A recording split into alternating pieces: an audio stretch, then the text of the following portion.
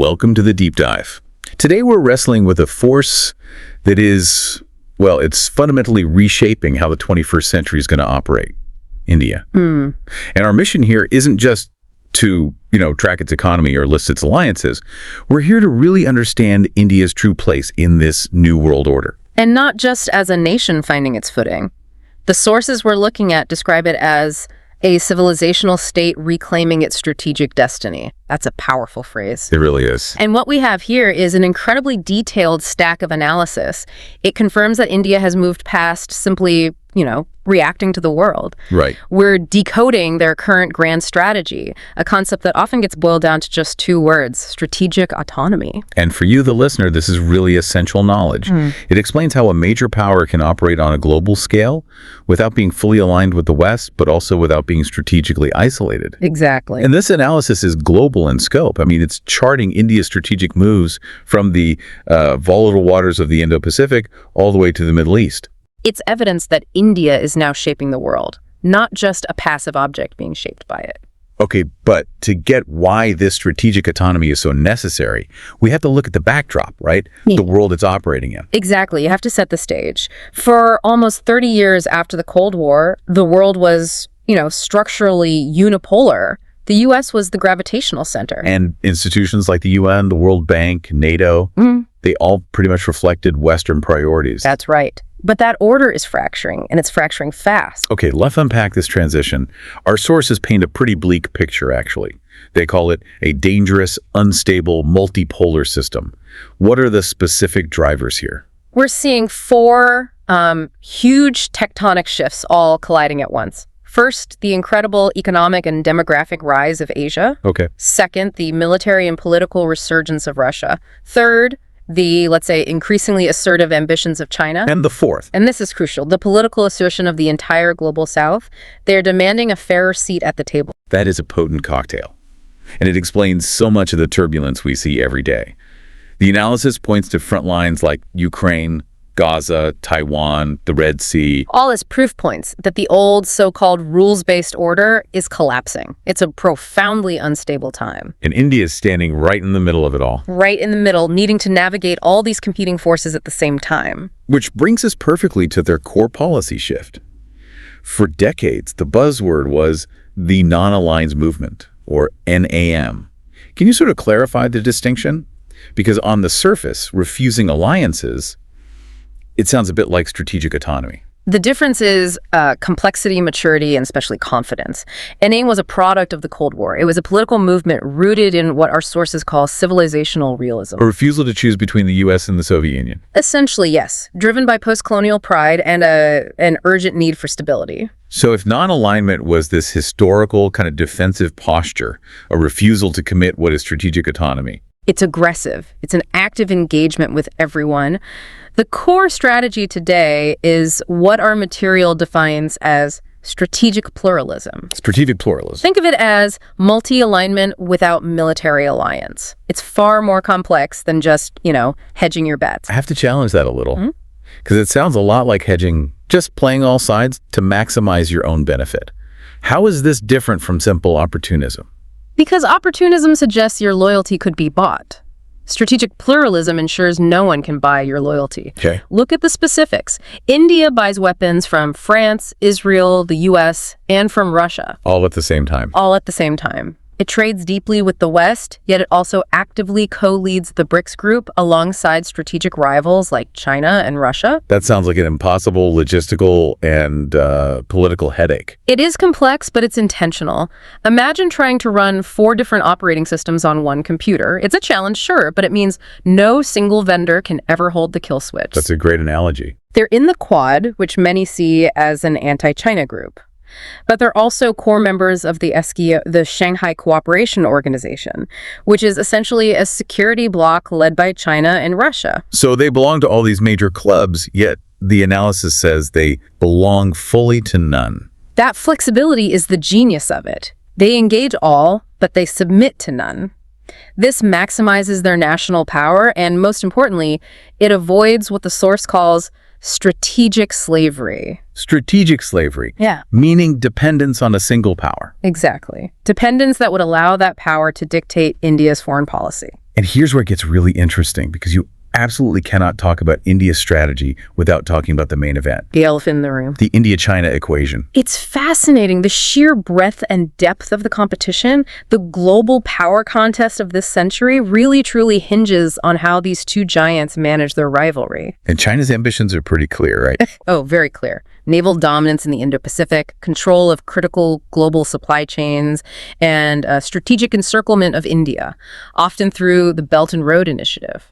And you can't forget the constant military pressure on that disputed land border. Exactly. The analysis details this relentless pressure on the LAC, the line of actual control, that huge high-altitude border.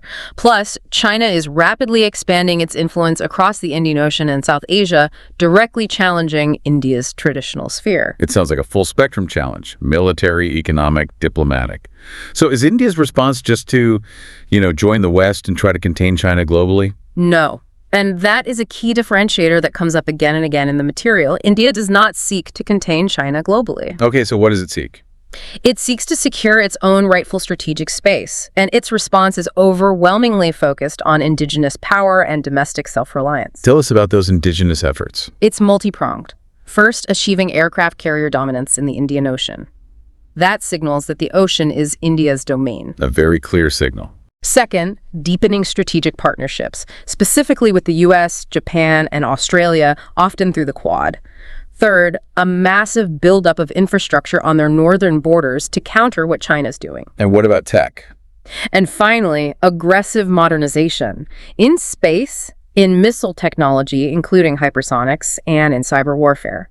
They are building a self-sufficient security fortress. So the goal is less about policing Beijing globally and more about making sure New Delhi can't be threatened in its own neighborhood. Absolutely. And the material argues this posture makes India uniquely positioned. They are, and I'm quoting here, trusted by the West, respected by Russia, feared by adversaries, and courted by the global South. That's a powerful position to be in. It's a powerful foundation for autonomy. Speaking of the global South, let's pivot to that. Because beyond military and economic growth, the sources stress that India has this unique moral and demographic legitimacy, a very powerful form of soft power. It really is. I mean, when you combine 1.4 billion people, being the world's largest democracy, a fast-growing economy, and 5,000 years of continuous civilization, India has an influence you can't just measure in GDP or troop numbers. And they aren't just speaking for themselves, are they? Not at all. They are effectively representing the interests of this huge group.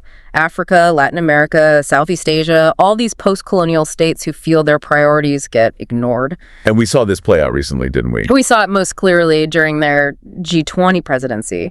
India used that platform not just to host a meeting, but to fundamentally reframe the global narrative away from purely Western priorities. A key example being the African Union. Exactly. They made sure the African Union gained permanent membership in the G20. That move alone solidified India's leadership of the global South. What were the specific talking points they pushed that resonated so much? Their focus was on tangible outcomes for developing nations. They championed climate justice, arguing that poor nations shouldn't bear the cost of rich nations' historical emissions. They pushed for more development finance, for digital public infrastructure, sharing their successful digital payment and identity systems with others. And they pushed really hard for debt relief for the poorest nations. That's where you see this profound contrast. The analysis says India offers partnership without domination. And that is their most compelling soft power argument. It's a stark contrast with Western powers, who are often seen as lecturing developing nations on human rights or economics, while offering limited aid. Right. And it also contrasts with China, whose massive Belt and Road projects often end up creating what some call debt dependency. So India positions itself as a partner, a fellow traveler, not a patron. Exactly. But the sources are brutally clear about this next part. For any of this soft power to actually work, respect follows only one currency: hard power. So let's get into that rapid military and technological rise. This is the foundation that makes strategic autonomy even possible. India is going through a critical transformation. They are no longer content to be one of the world's biggest defense buyers. They're becoming a builder. They're rapidly becoming a major defense builder. What are the current hard power assets that give them this kind of confidence? Well, they field a robust nuclear triad. That means they can launch nuclear weapons from land, air, and sea. Okay, that's significant. It is. They operate 2 aircraft carriers, which is crucial for projecting power across the Indian Ocean. And they're aggressively developing advanced tech hypersonic missiles, space warfare assets. In fact, they're now ranked among the top arms exporters in the developing world. And that transition from buyer to builder you mentioned, that's key. Manufacturing your own fighters, missiles, warships, drones, satellites. It means you're not beholden to anyone for spare parts or critical technology.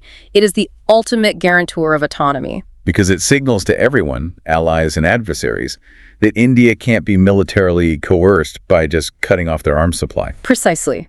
And accumulating this hard power provides the strategic confidence you need to pursue something as complex as multi-alignment. That confidence and that refusal to commit loyalty is what so often confuses Western analysts. This brings us to the last part, civilizationally transactional realpolitik. Why is India's balancing act so routinely misunderstood? It's misunderstood because ideological blocs, the US-led West or the Russia-China axis, they expect loyalty. They expect that if you're doing high-level military exercises with the Quad, then you should also be sanctioning Russia. But India doesn't see it that way. India sees its relationships as sovereign choices based purely on its own national interest. Give us the clearest examples of that balancing act in practice right now. Okay, so despite intense pressure from Washington and Brussels to sanction Russia, India has dramatically increased its energy cooperation and oil imports from Russia. Why? Purely because it secures cheap energy for its massive growing domestic market. It's a practical decision. And on the other side? On the other side, despite that historical Russian alignment, India is deepening high-tech military exercises and strategic partnerships with the United States in the Indian Ocean. They're maximizing their benefits from both sides at the same time. Which seems contradictory, but only if you assume ideology is the most important thing. Exactly. So what's the rationale? If it's not ideology, what is it? The sources state it very clearly. India is civilizationally transactional. It's cold, calculated realpolitik. So it trades where it benefits, partners where it advances national power. And it resists where it risks that strategic slavery we talked about earlier. It's a profound, cold-eyed view of how to survive and thrive in a very dangerous, fragmented world. So let's tie this all together. What does this aggressive pursuit of strategic autonomy mean for the immediate future? What is India's long-term mission? If you connect all these dots, the goal is pretty clear. India's destiny isn't to replace the US or China, it's to stand as an independent pole of power, a great power that cannot be sanctioned into submission or militarily coerced by anyone. That is a powerful position to claim in a world that is fracturing. What concrete roles will they play as they assume that status? Their long-term roles, as laid out in the source material, are to be a guarantor of Indian Ocean security, a vital economic and strategic bridge between East and West, a stabilizer in a fundamentally fragmented world. And a protector of free navigation for global trade. Yes. This rise is presented not just as ambition, but as a historical correction. A move past centuries of being exploited, restrained, and frankly, underestimated. This whole deep dive shows that India is no longer waiting for permission or, passively accepting a seat at the world's high table. No. Through quiet strategic confidence and hard power, they're shaping the table itself. The world order is breaking, and a new, autonomous India is rising from the fractures. And this raises an important question for you to consider as you process this shift.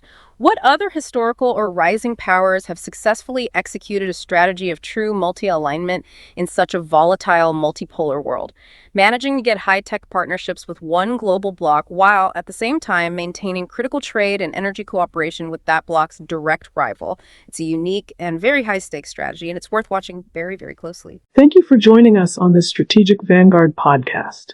If you found value in this analysis, don't forget to like, share, and subscribe to our channel. We bring you fresh podcasts every Monday here on YouTube and Rumble, and you can also catch the audio versions on Spotify and Amazon Music. Just search for Strategic Vanguard Podcast. For more insights, articles, and discussions, subscribe to our blog at strategicvanguard.com. Your support helps us grow and bring you more in-depth analysis on defense, geopolitics, and strategy. Until next time, stay informed, stay strategic.